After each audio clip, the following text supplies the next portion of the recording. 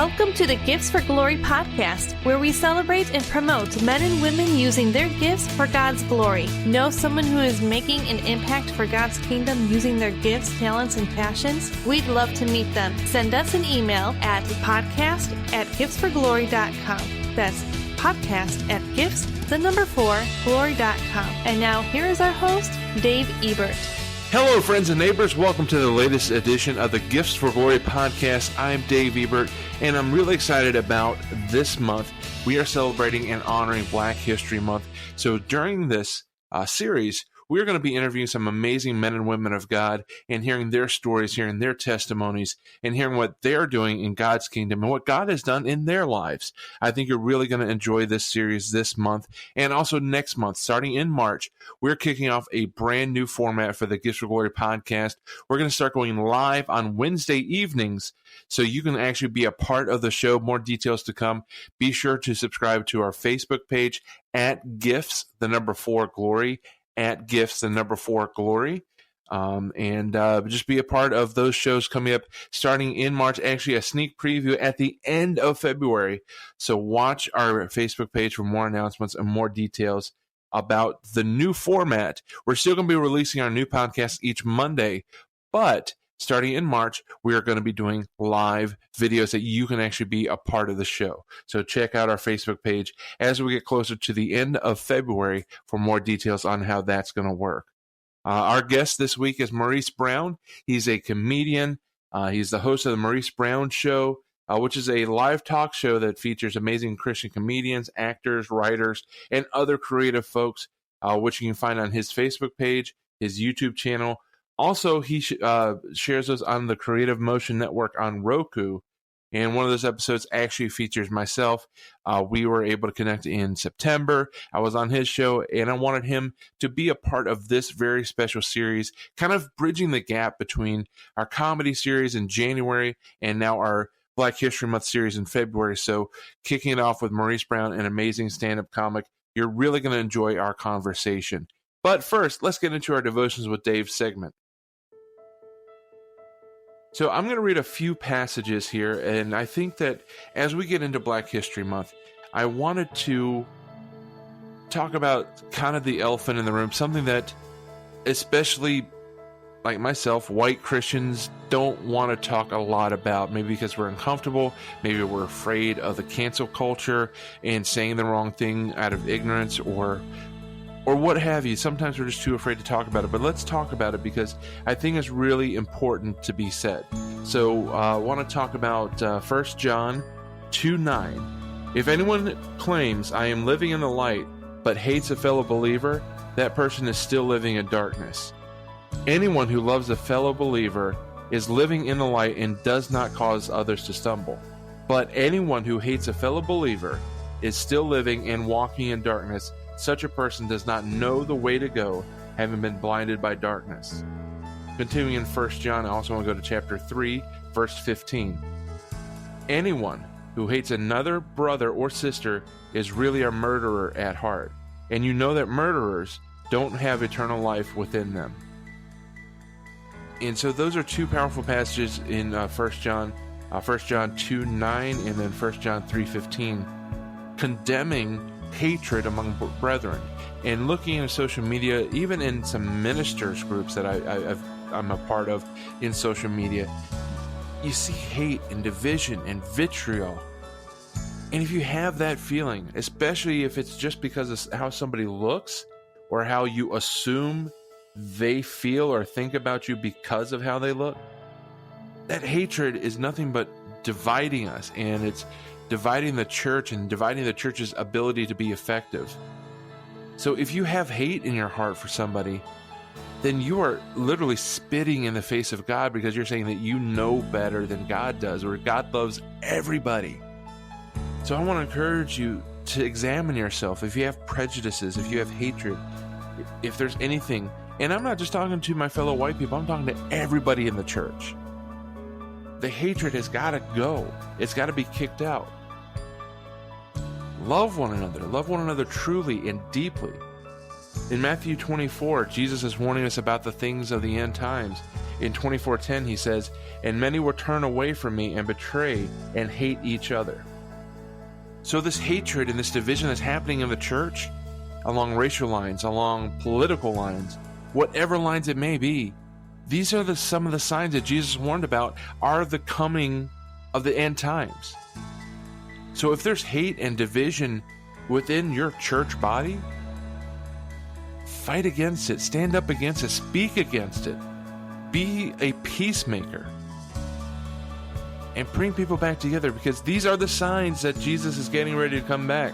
We don't know when, not even the Son knew the day or the hour. We will have no idea until we hear those trumpets blow. So let's get ready now and not wait until we think the time is right, because the signs are around us. There's hate and division within the body of the church. Let's unify at the foot of the cross and forget the different boxes that the world puts us in. Let's forget about Democrat, Republican, liberal, conservative, this and that, black, white, Hispanic, Asian, whatever.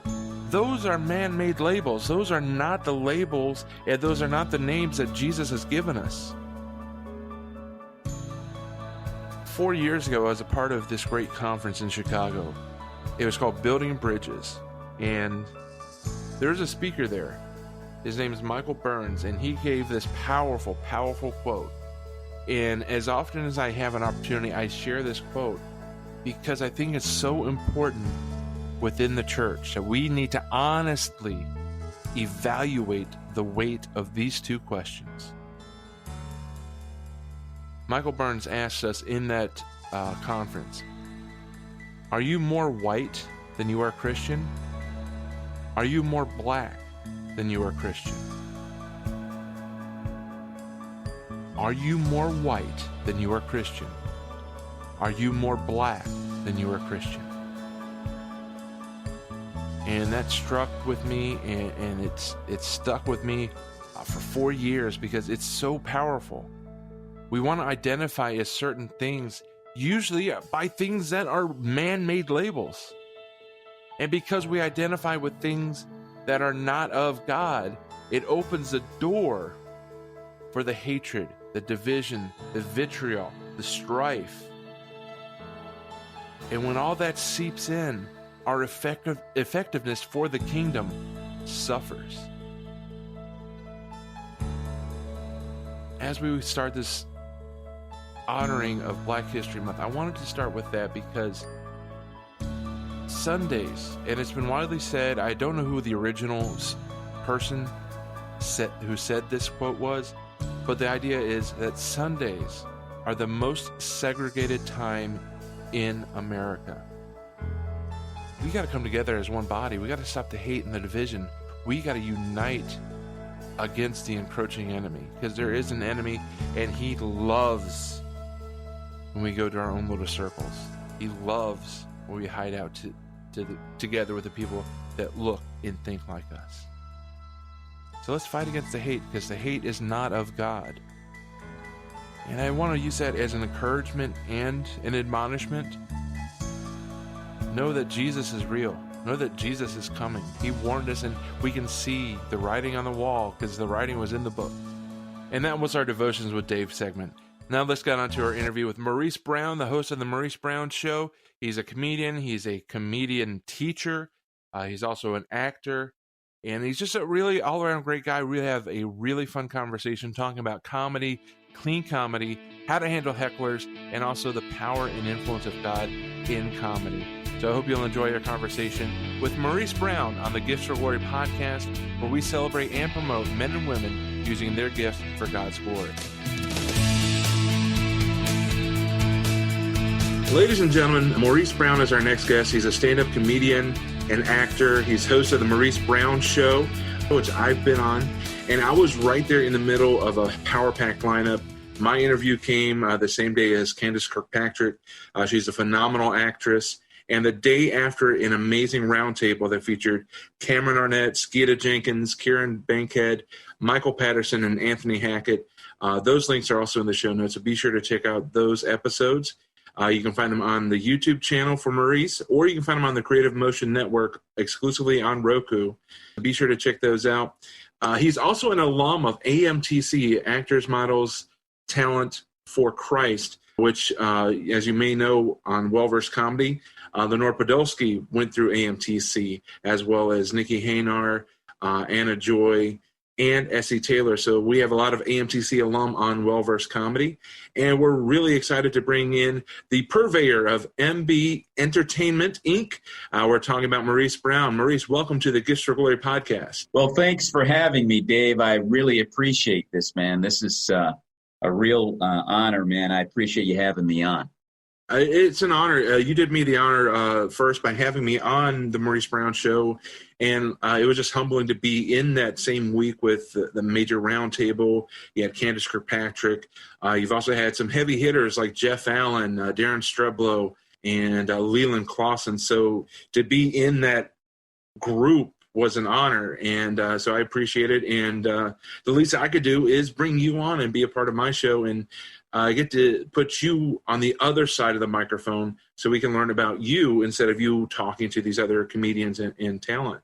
Well, I appreciate the role reversal, Dave. So the first thing we want to do is just talk about the fact that you are a comedian. You're about, I believe, 9 years into stand-up comedy. And what got you started? What was the first thing that happened that said, hey, I want to grab a mic and stand up there by myself and try to give people a chance to laugh? Well, I started in 1992. The first time I ever tried it, I was a radio announcer in Wilson, North Carolina, and my operations manager thought I was pretty humorous on the radio. He thought I was pretty good as far as cracking jokes, and he thought I should try stand-up. And he told me about an open mic at Charlie Goodnight's in Raleigh, North Carolina, one of the top comedy clubs on the East Coast. Jerry Seinfeld, a lot of top comics would frequent that spot. So much so that you would actually have to audition just to do an open mic format. Wow. So I went up against like 20, 25 comedians. They only picked 4, and I was one of the 4. And so I got a chance to perform, and it was right there at North Carolina State University. I mean, I was so scared, dude. I couldn't believe I was standing in the middle of this crazy crowd doing stand-up comedy. First time I'd ever done it. But so anyway, that was my introductions. And man, well, I think I could probably do this, but I didn't pursue it until 1997. Because that was in 1992. So 97, I was the MC at Headliners Comedy Club in Bethesda, Maryland, for about a month or so. And then I met my current wife and decided she was more important than the open mic. So I started dating her, and then we got married. And then we bought a cafe in Manassas in 2010. And in order to bring in business, I said, well, I have, familiarity with comedy stand-up. So I started producing comedy shows, clean comedy shows. And I would host and open up for people like Brad Stein, who's the comic for Promise Keepers. I don't know if you're familiar with that or not, but Marcus D. Wiley and other pretty popular faith-based comedians. And that was in 2010. Now in 2013, I said, you know what the heck? Why don't I just go for it? Just pin my ears back and just go for it. So that's really when I committed to it, and I never looked back. Was there a catalyst that pushed you to that decision? Was there like maybe a moment of prayer and God's like, hey, why don't you go ahead and do this more full time? Or was it more of kind of you're in the crock pot for so long, you're like, well, it's time to get out of the crock pot and go do something? Well, it's kind of, I don't know. I think that it was something that I realized I could do, and I could do it God's way. God doesn't want me up there using profanity. He wants me to represent him and just be funny. I love comedy, and I love doing stand-up. It's just something that's kind of always been in my blood. Comedy has. And so it was a mission, really, to get in the field of comedy and acting to represent Christ, and however Christ wants to use me in the world of entertainment. So that's kind of what really pushed me at the end of the day to really go for it, is to be a representative of Christ And I just decided leave nothing to the side of the road, as it were, and just go for it and let God take over. So it's something that's always been in my blood, but I wanted to do it the way God wants me to do it and represent Him. Now, are you doing comedy? Is that your primary source of income, or do you still have like a normal 9-to-5? And how was that changed during the pandemic during 2020? Well, I have a normal 9-to-5. It has what has changed because of the pandemic is that I have more time to do what I do with my talk show, the Maurice Brown Show, and kind of focus in on that, because I always wanted to do it, but I never stopped because I'm chasing comedy shows, going here and doing open mics and doing paid shows and yada yada yada, just chasing after that. And this just got put on the back burner. So now with the pandemic, I have nothing but time to kind of pour myself into what I'm doing. But yes, I do have a 9-to-5, and so I have to kind of marry the two ideas together in hopes that God will open up a door so I can do this full-time, acting and comedy, and leave my day job. So that's where I am right now, Dave. Now, I was also browsing your website, and it looks like you have a comedy academy where I'm assuming that you teach others the craft of comedy.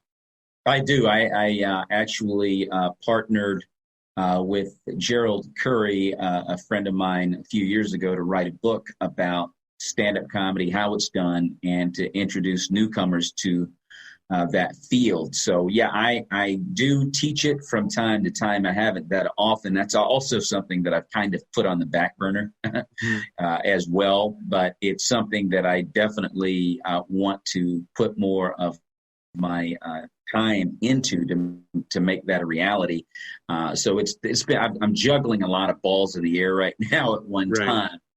But teaching comedy, yes, I've done a few classes. I know exactly how it's done, the clean way. And that's what I emphasize when I teach stand-up to new comics, is that you don't have to be lewd or crude or rude or profane. And you can be funny, and you can use words that, are just safe words and gets the same laugh as the profane one. So I just try to teach it the clean way. I've done it for so long. I've been on stage hundreds and hundreds of times, and I just know how it's done. Just the basic fundamentals and mechanics of comedy, I understand very, very well, and I try to teach that to new comics. Yeah, and it's amazing you think that, and from my perspective, clean comedy, a lot of people will say, oh, that's limiting because you can't say certain things, can't do certain things. Doesn't that limit your creativity? But I think because you and I have a very similar mindset, and we actually talked about it when I was on your show, is that being clean does not limit the creativity. I think it actually enhances it. It does. And I think the audience respects you a lot more when they realize after a while, oh, wow, this guy's not going to cuss. He's not using profanity. That's not what he does. But he's funny. I'm laughing just like I was laughing at the dirty comics. And people feel better. Mm-hmm. And they actually feel cleaner when they're having fun, a raucous time. That could be drinking and what have you. But they just realize, well, while I'm watching this guy, he's keeping things pretty decent and clean, and I respect and appreciate that a lot more. I've had people after shows actually come up to me and say they appreciated the fact that I wasn't using profanity, and that they had a pretty good time. So it's not a difficult thing to do. I think comics use it as a crutch and a cheap way to get a laugh, and you don't have, it's not hard work. You're just saying stuff, but it doesn't mean you're necessarily funny. You're just shocking people. Right. Exactly. So we touched on it throughout, and part of the Gifts for Glory podcast is talking about your faith journey.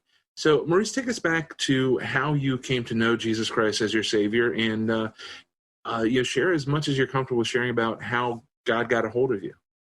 Well, I tell you, Dave, I was completely out of control as a young man in my late teens to early 20s, partying a lot and in college and just doing a lot of crazy things. So I kind of had an epiphany once I went out, because I'd always told myself that I'm not going to drink more than X amount of drinks and I'm done. And I of course, we make these promises to ourselves and we break them all the time. And this particular time, after I broke the promise to myself, I woke up the next day and I thought about all the things that happened the night before. And I said, you know what?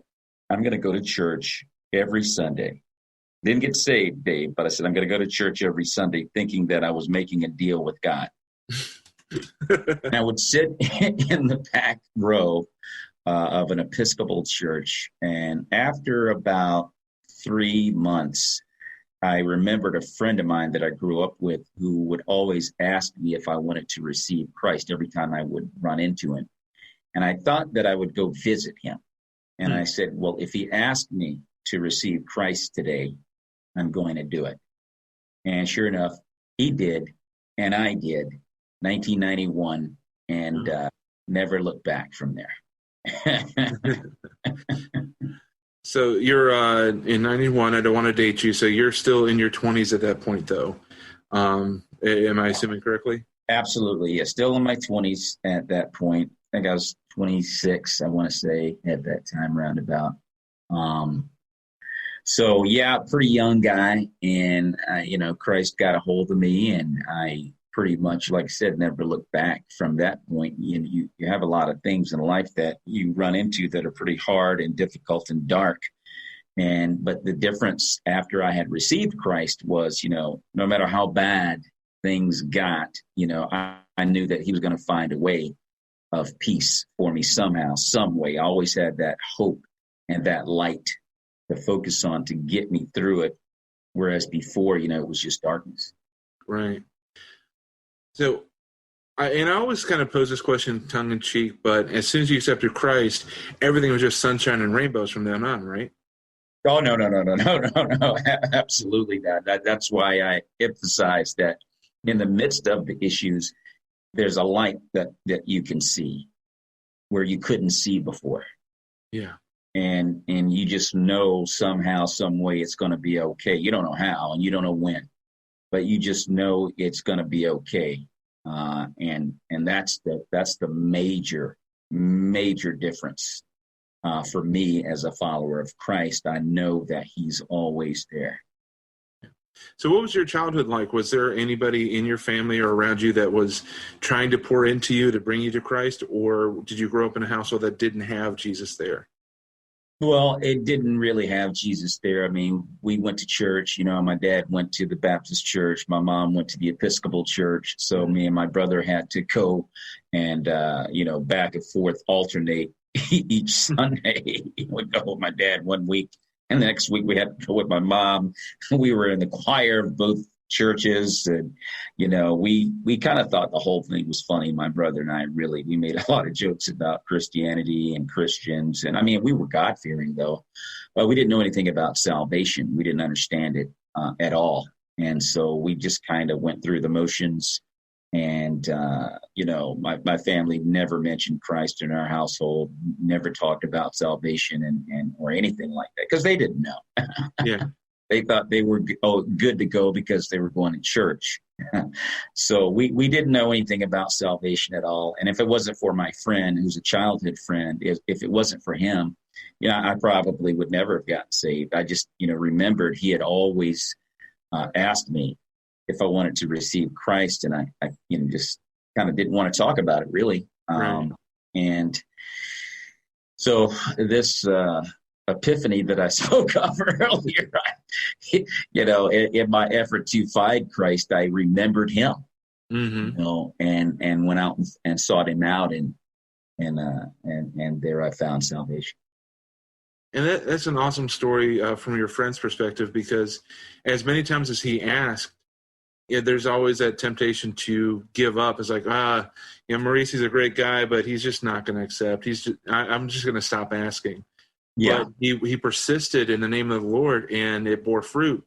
And sometimes we never see that fruit, but that persistence lays down groundwork for that harvest to happen. And I think that's really an awesome testimony for your friend.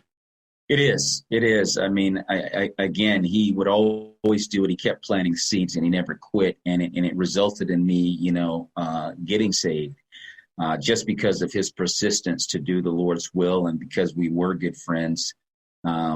He cared about my soul. He cared about my spirit and what would happen to me if I never received Christ. And so we were because we were great friends.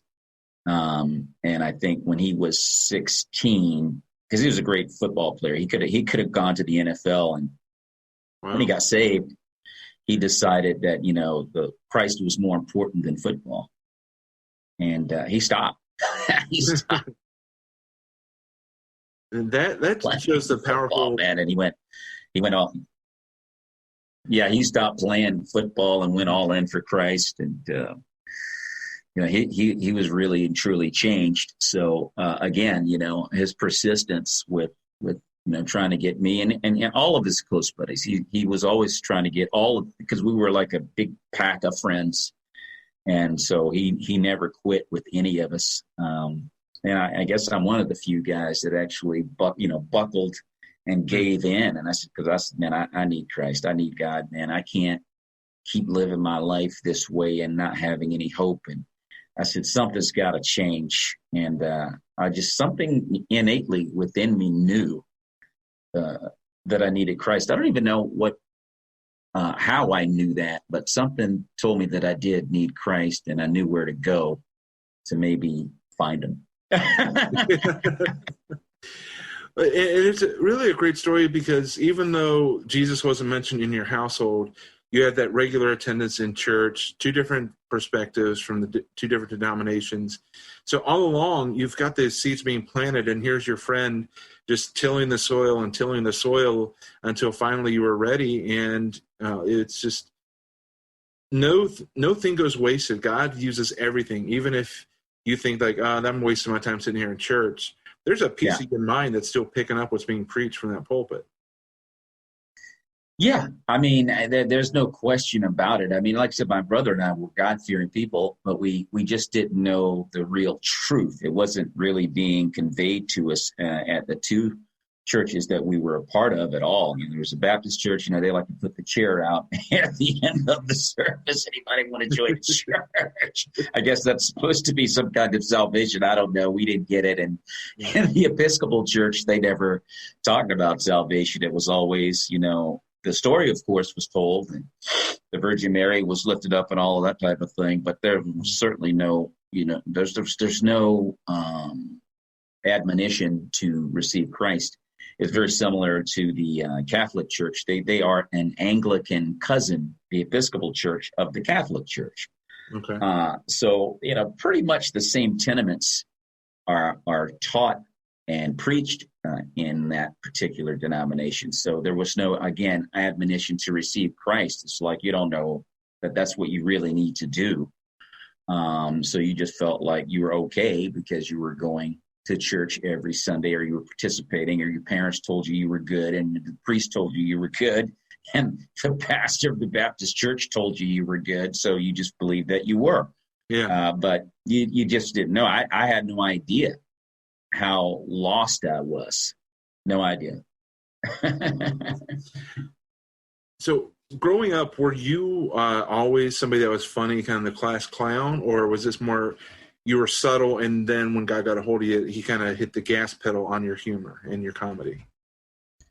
Well, I was always a joker. Growing up, I was always making jokes and so forth. It's just something that's been. I could always keep my brother laughing, and when black guys, dude, we like to really, make fun of one another. We call it, in North Carolina, black guys call it scolding, but up in D.C., they call it joning. But whatever, it's just picking on, making fun of each other and so forth. And one thing that my brother told me that he thought I was pretty good at, because I never liked doing that, but you would have to defend yourself. So I was pretty good at it. I was really good at it, but you're really demeaning the other person. And you don't feel good when you do that to someone. Right. But I was good at it.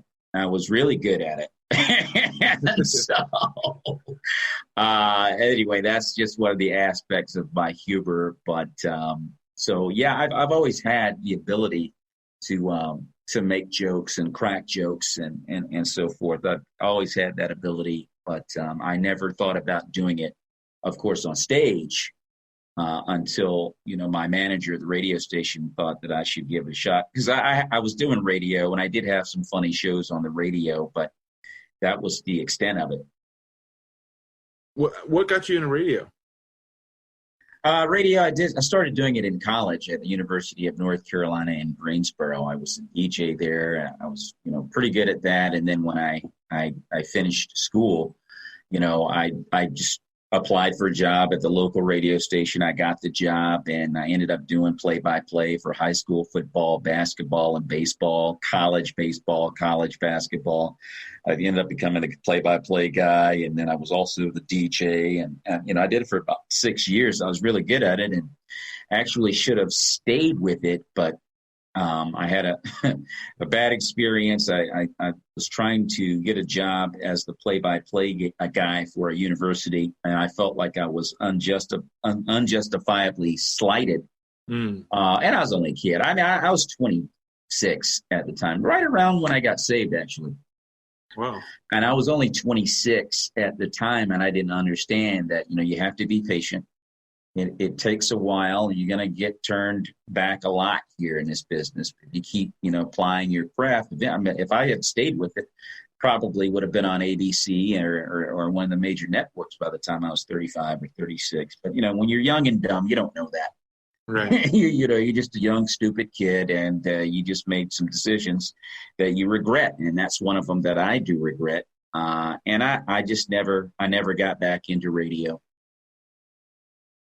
And around there is about the time that you started doing some stand-up, because you said you were in radio when you started doing stand-up on the side. And then, going forward, at what point did you pursue entertainment? Because I know that you went to AMTC around the same time that my friend Lenore had gone. So walk us through going from radio and then into fully pursuing things like AMTC. Well, in 2010, I had started doing comedy at a cafe that my wife and I had purchased. And in 2013, right around when I made the decision that I was going to go full-time into entertainment, into comedy, and acting, all of that. That was about 2013, because we ended up having to sell our cafe in 2012. We were not able to keep it. And I had a friend of mine at a gym. This is funny.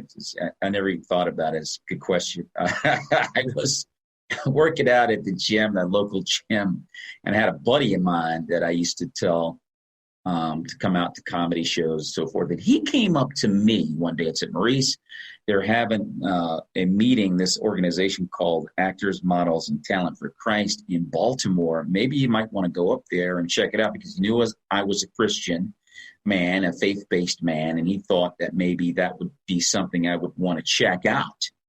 I'd never heard of AMTC, and I said, wow, maybe I will. So I went up there to Baltimore and participated in the meeting. I remember Jaku Buyens was I guess he was the main guy at the time as far as going out and facilitating these meetings all across the country. I was so, Dave, hugely impressed, dude.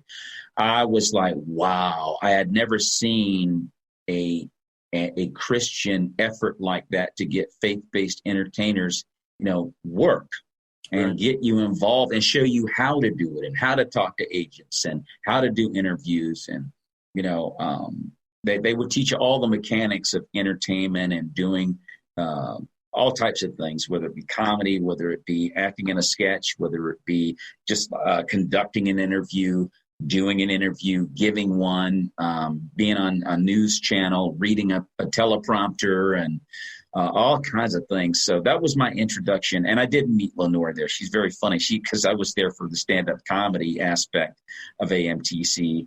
And that also opened the door for acting once I got there. But Lenore, Lenore is very funny, and it was a lot of fun. I made a lot of friends. I made a ton of friends at AMTC. There are a lot of quality, faith-based performers out there, man, that are just really, really good. I loved it. Unfortunately, I think it folded the organization in 16, 17, right? It might have been 2018. Folded. But now they're coming back with what's called Shine. Carrie Lewis has kind of recreated AMTC and has made it Shine. It's called Shine now. So Shine by Carrie Lewis. So it's good to see that it's on the way back. Yeah, and it's really awesome because Shine was the name of the annual convention down in Orlando. And I know that that was like the huge thing that was part of AMTC. I know that Lenora was there in Orlando. Anna Yee, who was also on my comedy team, went there. I know Essie went there. So it's really, it's a shame that it went away. And I actually auditioned for AMTC in Roanoke, Virginia in 2013. Okay. But at that point, I didn't see a way I could afford to participate because I was starting my life completely over. I just rededicated my life to the Lord. And I was completely up in the air, so I didn't jump at it. And what's very interesting is the person that I auditioned for is somebody that you know pretty well because you worked with her in Love Different. It was Jen Gotson was actually the person that auditioned me at in Roanoke. Yeah, man, great. That's awesome. She's phenomenal. She's a great actress, and that's actually a very long way around to segue into acting because not only do you do comedy, you do some acting, and you were in Love Different with Jen Gotson Chandler, who's a recent mom. She just gave birth in the last year, I believe, and you guys starred in that movie in 2016. Yeah. So talk to us a little bit about what is similar and what is different between stand-up comedy and acting on a set. Well, I think that stand-up comedy is just way more difficult. It's way more challenging. It's probably the purest form of entertainment, in my opinion, that exists because you're going up against an entire room and it's just you, and you have to transform people you don't know into your friends for however long you're up there. Like you've got to be able to figure that out. So, and I always think that's one of the most amazing feats that can be accomplished is to make a total stranger your buddy for however long. And so you're doing that, and acting is a challenge, but I think because you can do it again if you mess up, however many times you need to do it, you just spit out the information and you try to nail it as best you can. Not easy. Don't get me wrong. It's certainly a challenge, but it's not as difficult as stand-up. And I think stand-up actually helps me. I don't know about other comics who act as well, but it helps me because I find the pressure to be a lot less. I know what I'm going to say. I got my lines, and I'm just going to let it rip. And I'm not looking for a response from anyone. It's just, okay, all right, we're all in this. Let's do it. Let's go for it. And I think comedy, because you got to tap dance so much and move on your feet so much that the pressure is off almost. So, okay, we're going to act. There's certainly a level of pressure, but it's not nearly as much as stand-up. So, but I think handling pressure on stage helps you with almost any other aspect of entertainment. Yeah. So tell us a little bit about the movie. I know that you had a pretty pivotal, powerful scene in the middle of it, but what is Love Different about, and what's your role in the movie? Well, Love Different is a movie about race. Number one, it's about one's lost faith and in Christ. He just left the faith, and it's all about restoration and restoring a relationship with with Christ. That's what the core of the film is about. But it's also, and this is where the comedy comes in, because really it's a comedy, but it just has a very strong, important point that's to be made in the midst of all the laughter. And the laughter is about comparing whites and blacks and how we think one way about the other race when it's completely, untrue. But we believe it, and this is how we live our lives. So we do a lot of jokes throughout the film, which is really funny. And so I'm the antagonist in the film. I'm the villain, and it's interesting that I was thrust into that role. But the film is about the restoration of one's relationship with Christ. Is really what the film is all about. And I'm on the other end. The role that I play in the film, I'm on the other end. I'm actually the one that is kind of like. Let's see, I guess one that is caused the issue more or less. And it's interesting. It's a pretty powerful film. And in the midst of all the laughter, it's pretty powerful. And that's the beauty of laughter. And I'm sure that as a stand-up, you've seen how comedy can disarm to allow for the truth to come in. Where just straight truth can be rejected. But if you kind of disarm and you do the 7 laps around Jericho and tear down those walls, now the truth can come in, and it's not as abrasive or as offensive because there's that connection, because, okay, I can trust this person. There's a connection because of the laughter. And so I think that comedies that have that message are sometimes probably more powerful than just a direct sermon or a direct drama message. Yeah, well, and I love that you mentioned that, Dave, because that's part of my approach in stand-up. It's like I'm really trying to convey an important message in the midst of all of this, and I'm hoping that that's what people get. It's like putting medicine in a honey bun.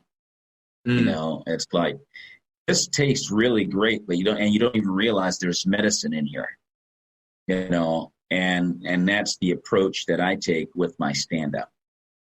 Yeah. And I try to end every show, may the peace of Christ be with you and your families, everybody. God bless, have a blessed night. And, and when you're doing that in clubs, people are drinking, carousing, and you're the only clean comic there, and they hear somebody say that out of the blue. And for some people, it may be the only time they hear the word Christ. Yeah. Frequent those types of environments, for some, it's like, man, they don't even hear that. If it's only that, in which was all they needed to maybe want to investigate further, then hey, great. But you got to put the medicine in something sweet for people to get the message. I had one girl, I did a show, I was talking about relationships, and I was telling everybody, hey, look, date smarter. I said, guys, date smarter. Make sure your mate's smarter than you. And my son was like, Dad, it's very obvious that you dated smarter, right? So I was talking about this, right? And this girl was there who's always berated. She had a lot of personal problems, and she would heckle comics. She would show up only to heckle comics.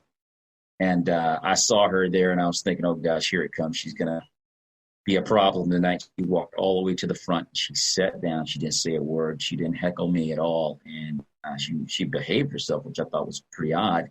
Wow. And I ran into her on another occasion, and she told me, I want to thank you for that set you did the other night, because I'm in an abusive relationship.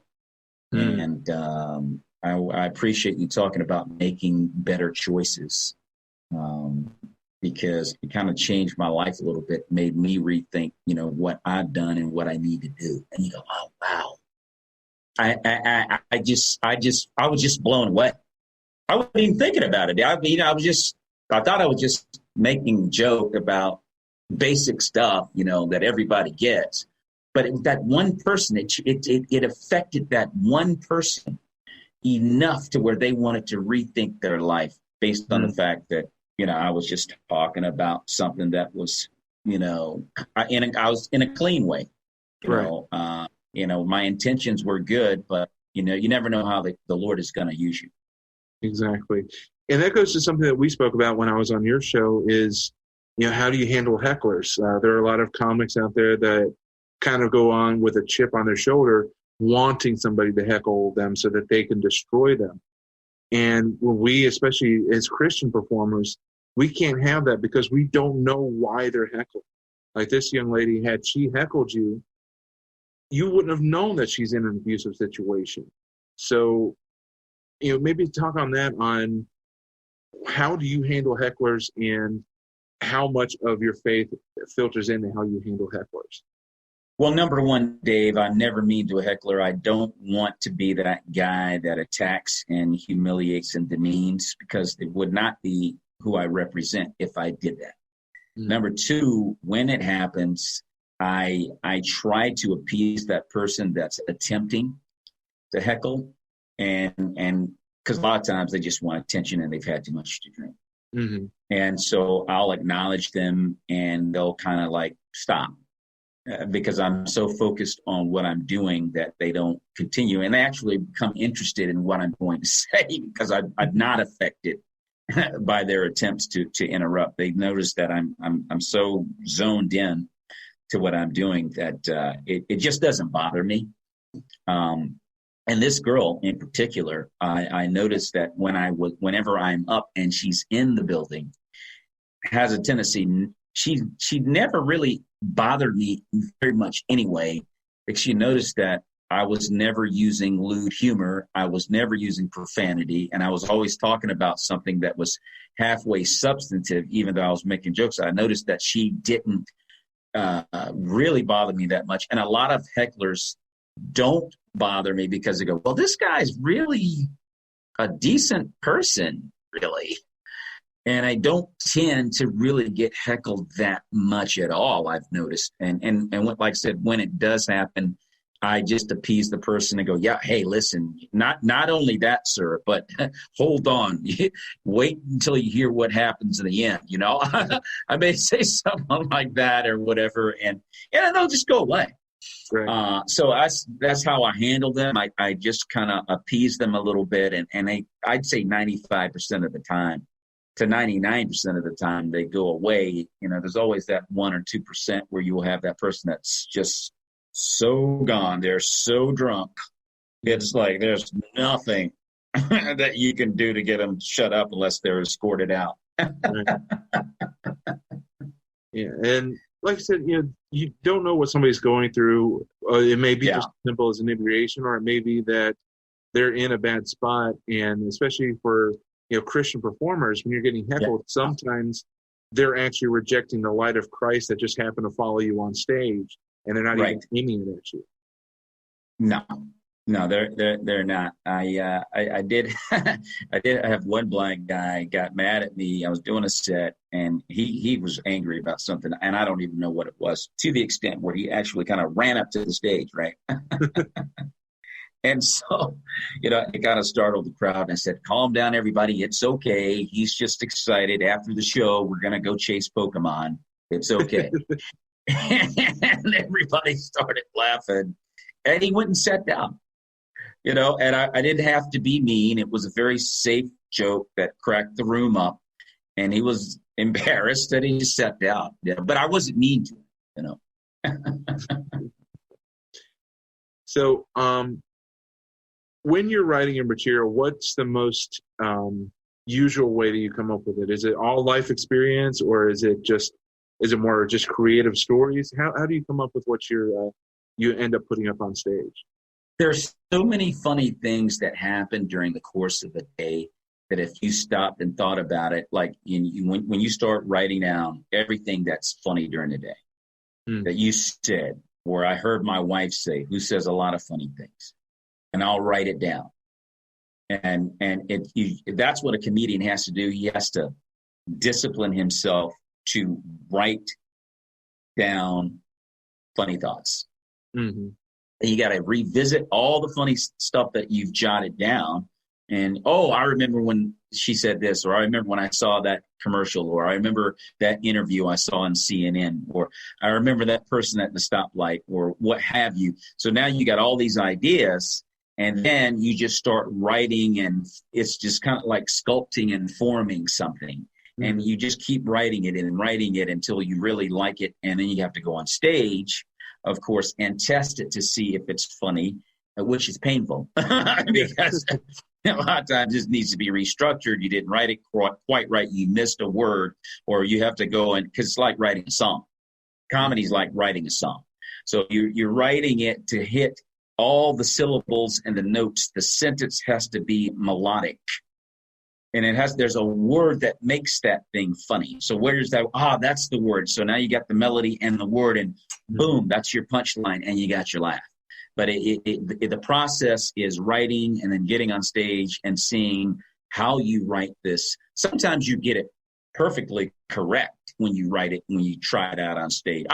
Beautiful, no problems. But sometimes it's not quite written the way it needs to. So you got to go back to the lab and do that. And it might take 2 or 3 times. Now, sometimes there's no saving the joke. Just throw it away. It's just ain't nothing there. You think it's funny, but it's not funny. So you get rid of that. And so it's just a process, and you just have to do the trial and error deal and telling jokes. And again, it can be painful because you got to put it out there on stage for people to laugh or not laugh.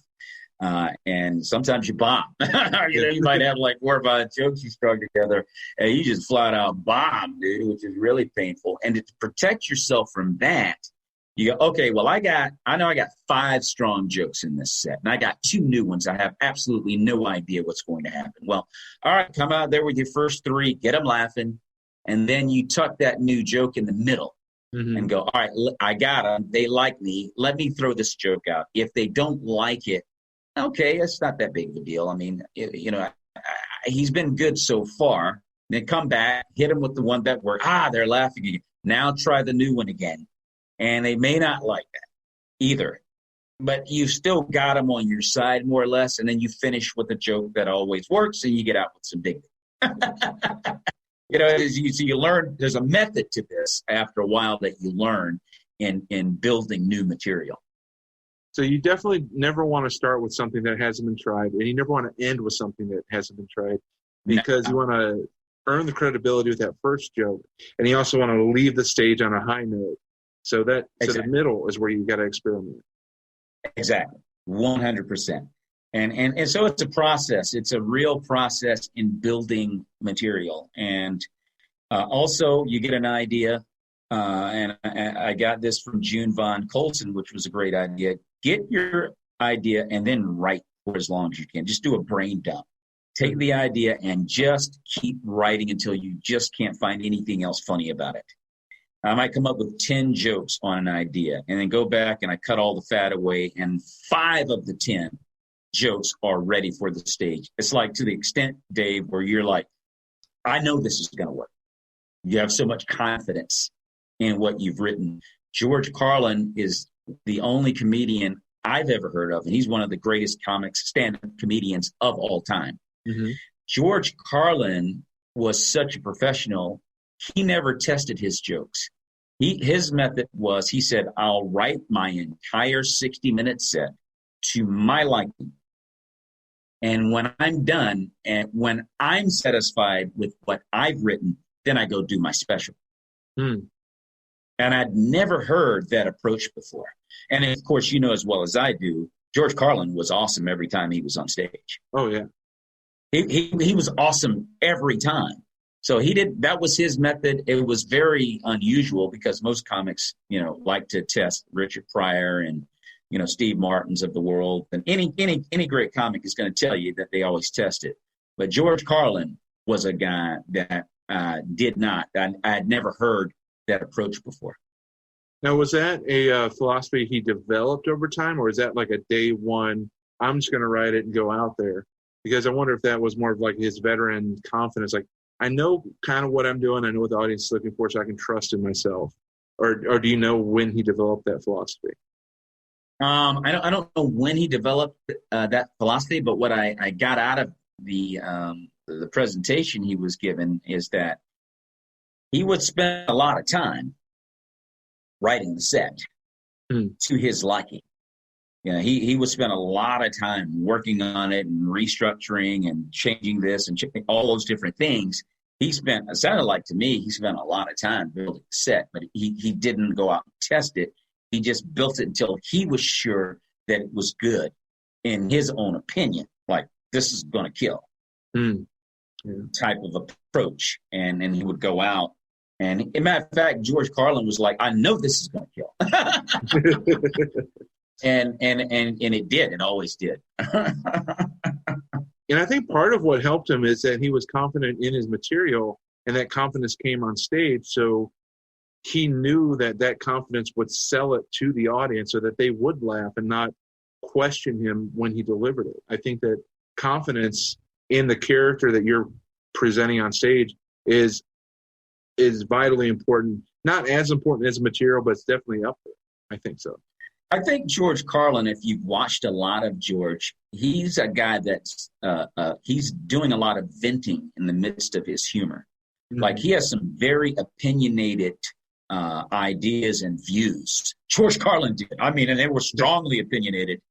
And he just brought it with such vigor and conviction to the extent, because he was a natural humorist, that his points were wildly funny because they made a lot of sense. Right. He was speaking to the common man, George Carlin was.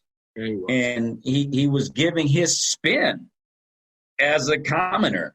You know, we're all in this boat together, and this is the way I see it, guys, unapologetically.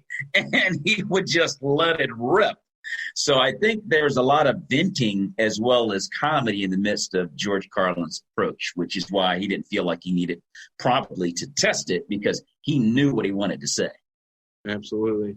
Another interesting approach that I heard about was with Rodney Dangerfield. Basically, he would write his joke, and then as he would test it in front of crowds, the rumor was he would take one word away each time until it stopped being funny, and then he'd re-add that word.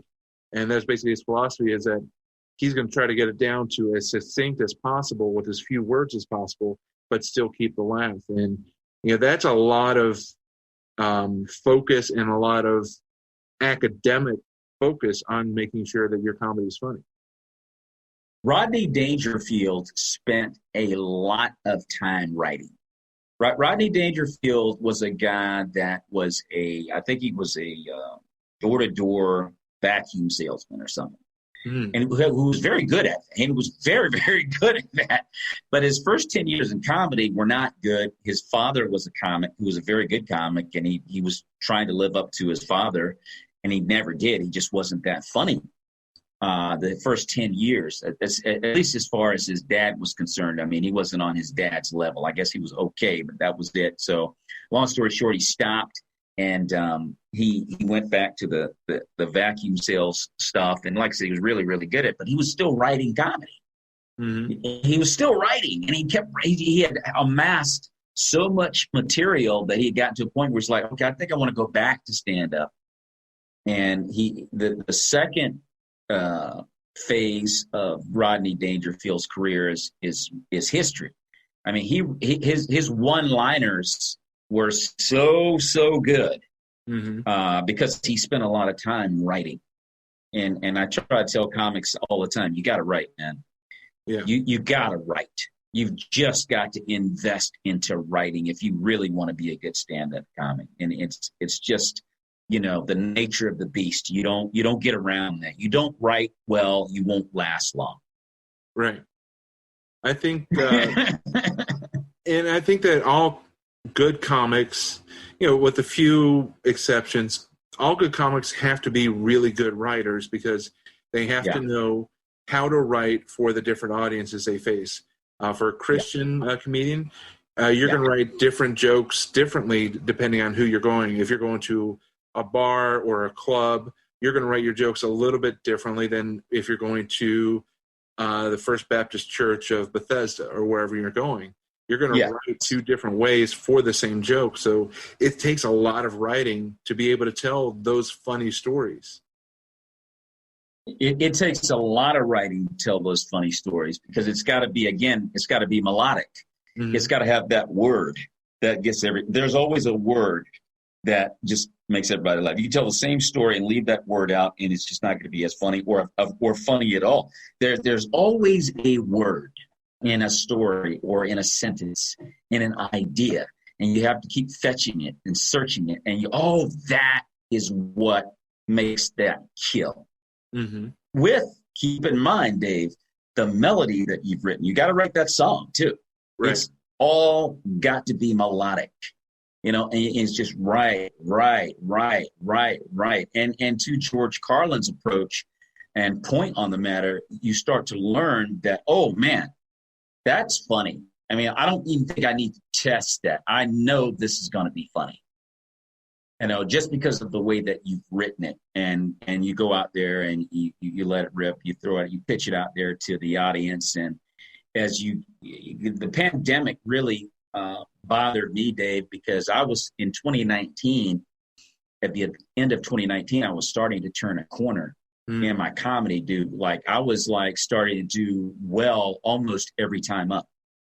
And then I went to Miami in February of this year, and I did 8 straight days. My wife was like, just go out and do comedy. We're in Miami, enjoy it, go out and do as much comedy as you can. So I went out, and out of 8 nights, I think I had 1 bad night out of 8, which was pretty good. And that came because these 2 girls got into a fist fight in the middle of my set almost. I mean, they had to be, one of them had to be escorted. That, oh boy, I'd never seen anything like that. So that kind of messed me up, threw me off my spot, and I wasn't able to get the room back. But it happens. That's comedy. Long story short, came back to DC and did really well again. And then COVID-19, boom, done.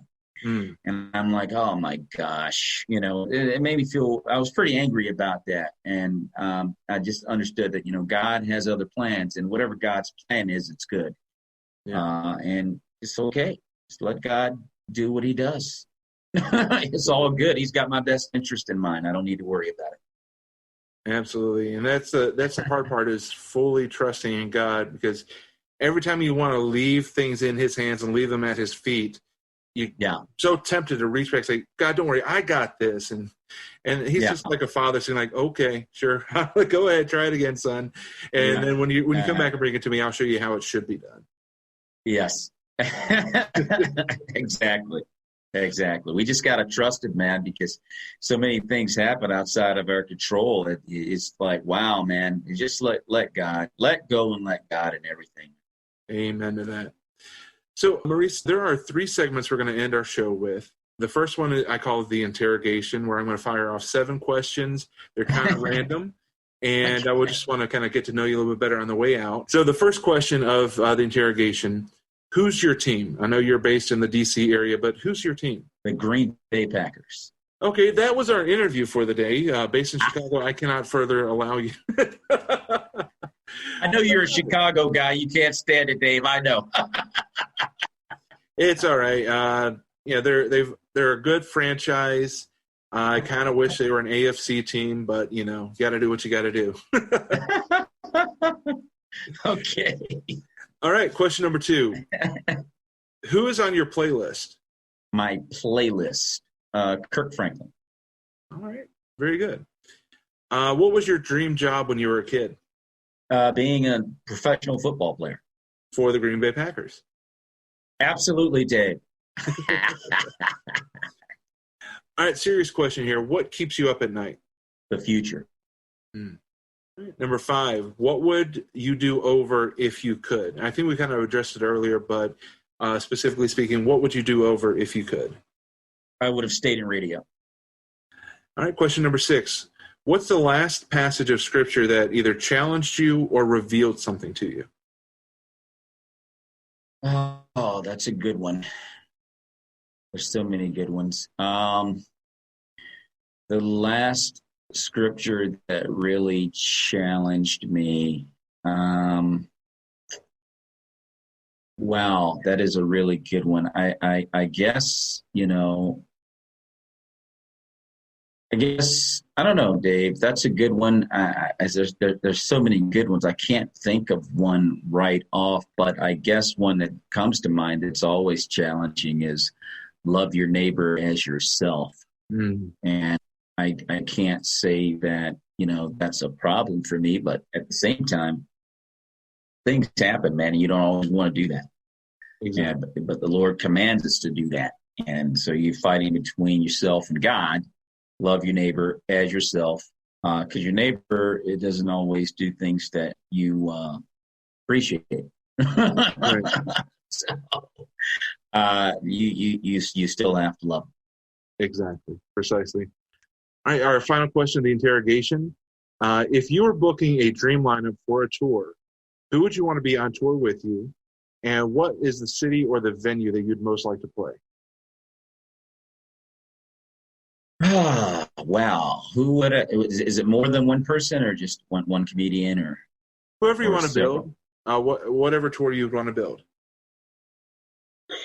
Well, let's see. Yeah, I would love to be able to do comedy with Michael Jr. Mm. Comedian Akintunde, and wow, I guess I would also throw in a dream tour for me. I would probably throw in, I guess, Jeff Allen. Mm. And then where would I want to do that? I'd love to be able to. What venue would I want to start with, or just perform in? Just perform in. I would love to perform at Joel Osteen's church with that group, because that place is huge. That Joel Osteen's church is, I mean, whoa, what a big venue. What a big venue. And it's nothing like a comic to go to a huge venue and kill. Yeah. There's nothing like it. Of course, it'd be a huge challenge. But, as comics, we just love being able to get a big room like that going. And I can't think of a bigger room right now in Christendom when it comes to doing, a stand-up comedy show. And I know Joel, likes doing comedy. So that would be my dream opportunity. Very good. So that was the interrogation. And because it's February, we're honoring Black History Month. So who is somebody that inspires you that we should all know and study during and beyond Black History Month? Well, this is going to be very cliche-ish, but I have to say Martin Luther King Jr., because of what he did in this country regarding race relations. Mm-hmm. He did something that was absolutely groundbreaking to the extent it hasn't, been matched since, which was not his dream. He was hoping that this would start something that would only get better with time, and we've regressed. Martin Luther King Jr.'s dream did not become a reality in terms of what he envisioned. He started it and he opened up everyone's eyes, but I think we've all forgotten what his message was about. And we need to revisit it, and we need to try to make it a reality again, because we never did. Yeah, I agree. I've long said that in terms of repercussions, Martin Luther King Jr. being assassinated before he could fully reach is probably the greatest tragedy in our country's history. Now, I know we've had Pearl Harbor, 9/11, but as far as societal repercussions, I don't think you can say that there was a bigger loss to our society than when he was taken out at such a young age before, before his dream could be fulfilled. And I think that because of the way he went out and the way he was assassinated at such a young age, I think, unfortunately, on all sides of the political spectrum, his message has been politicized instead of getting back to the heart of it, which was really the heart of Scripture. Of love your neighbor, of be kind, of supporting one another, of equal opportunity, not guaranteeing equal outcome, but equal chance to pursue that happiness that the Constitution promises. So I do think that Martin Luther King's loss is a loss that we all feel and will feel for generations. Yeah, it is, and he was a martyr, and he knew he was going to be martyred. And I think that what happens when you see something like that, you're following someone like that, you realize that this is the kind of thing that can make you a martyr as well. You don't want to necessarily follow those footsteps. And the people like him only come once in a lifetime. Mm-hmm. And so it was just something that he knew was going to happen to him, and it didn't stop him from continuing to push the message. He kept pushing the message regardless to what may have happened to him. Unfortunately, it ended up in his assassination, but the message still rings true loud and clear today because he was willing to sacrifice his life for truth. And the message needs to be, remembered. Absolutely. Absolutely. In many ways, he's very similar to Jesus Christ. I mean, I know that, there is some controversy because he had some things in his personal life, but his personal life does not negate the message and the hope and the story that he was trying to create. And in that, he's very much like Jesus, and he led and he was willing to die for what he believed to be true. And there are not a lot of people in life that are willing to do that, Dave. No. We're not willing to, many of us are not willing to lose a friendship to say, hey, this lifestyle is going to send you to hell. We're not willing to lose a friendship. We're not willing to get unfollowed on Facebook or Twitter by telling the truth. And, here's a man that we can look to in a modern American history and see that, sometimes if you stand against the narratives of the world, you may lose your life, but if you're not willing to sacrifice as Jesus did, then do you really believe? Exactly.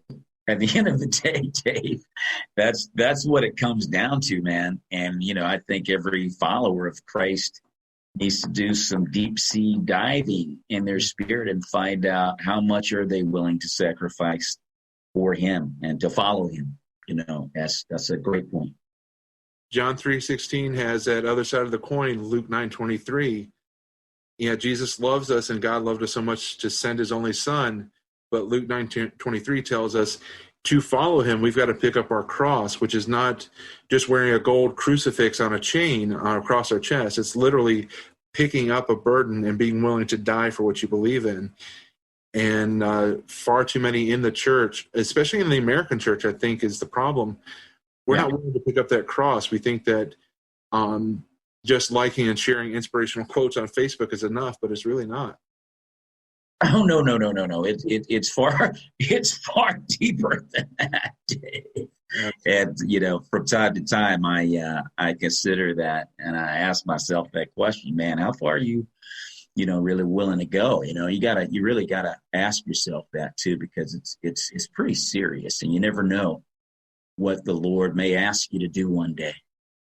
Yeah, absolutely. So final question is for anybody that wants to get into entertainment or in any venue where they're going to use their gifts, their talents, their passions for God's glory. What would your wise counsel be for them? Well, I think that whenever you recognize your gift, whatever it may be, make that the way that you will further the gospel. I mean, it could be a lot of different things, but whatever it is, do it in an effort to further the gospel of Jesus Christ, and go for it, and don't be afraid to follow it, and see how far it can take you.